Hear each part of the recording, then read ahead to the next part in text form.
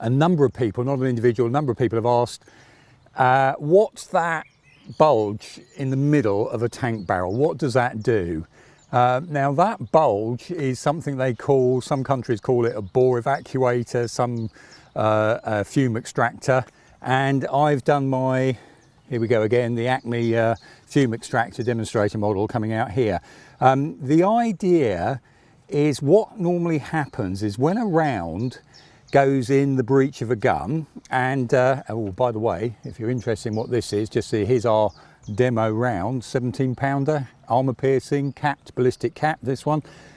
Black, 2 white bands means it's armor piercing, red means there's explosive in it. This, you'll be pleased to see, this is actually an inflatable 17-pounder round from our shop, so you can get these from our shop, rather nice things. And we've also got, there's a Tiger round there as well, they do them. So if you fancy one of those. So back to my demonstration. The idea is obviously the round goes in the breech of the gun. The brass case here contains a propellant, which is basically explosive.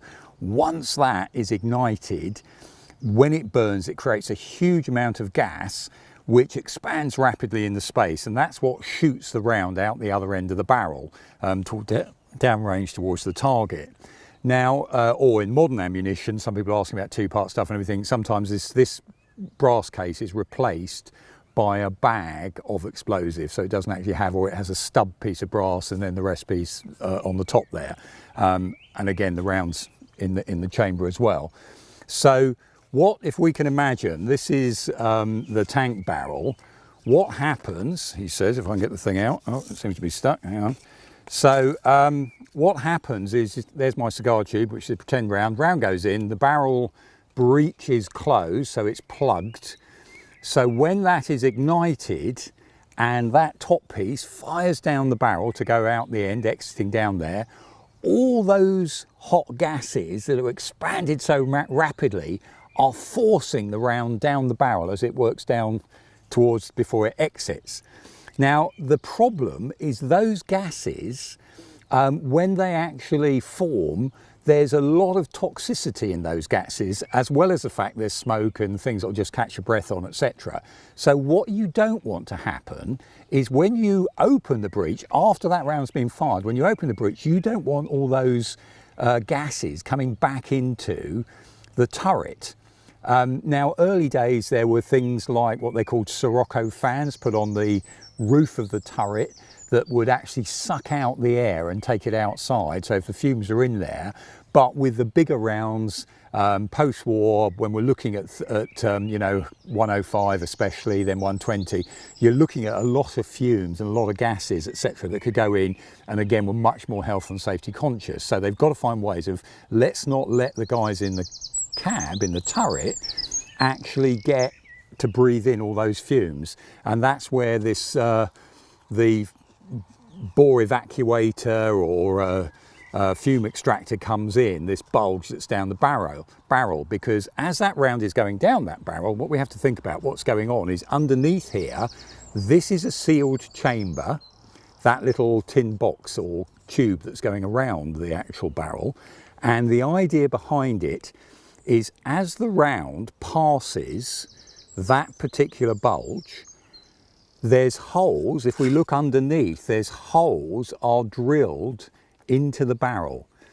And those gases that are forcing the round down the barrel expand through the holes and go into this chamber, which is like a capturing chamber that therefore fills as well with some of that pressurized gas.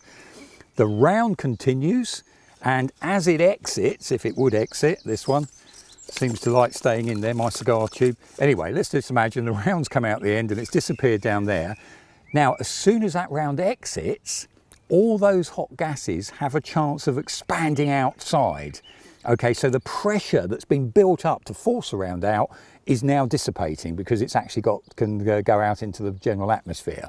So we've still got in our chamber here that high pressure gas that's gone in there through those holes. So momentarily, and we're talking about microseconds now, as soon as all this gas is expanding out the front here, this pressured gas forces its way back through holes, and the front holes in that chamber that are drilled right the way through to the barrel, to the inner part of the barrel. They're angled to face forward. And so this pressurized gas here now vents through these holes and pushes air, or the gases rather, all the way down the barrel, forcing what smoke and other fumes remain to go out that way.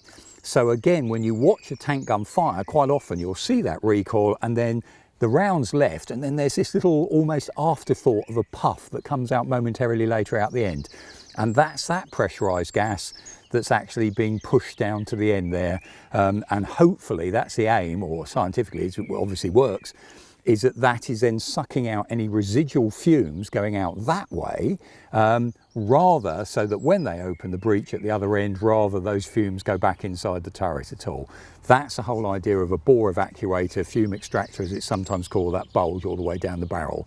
Now of course, if you don't have people in the turret, you don't have to worry about doing this. So if you look at the latest Armata T-14, the Russian tank, it hasn't got a bore evacuator on that barrel at all, because they're not so worried about those fumes coming back in the can. And there are other ways you can get rid of the fumes. Some have got this idea, you have pressurized air is squeezed in to the breech end, and that is actually then, once the gun's fired, pressurized air put in to blast any fumes going the other way. But I hope that answers that question with our Acme little device there.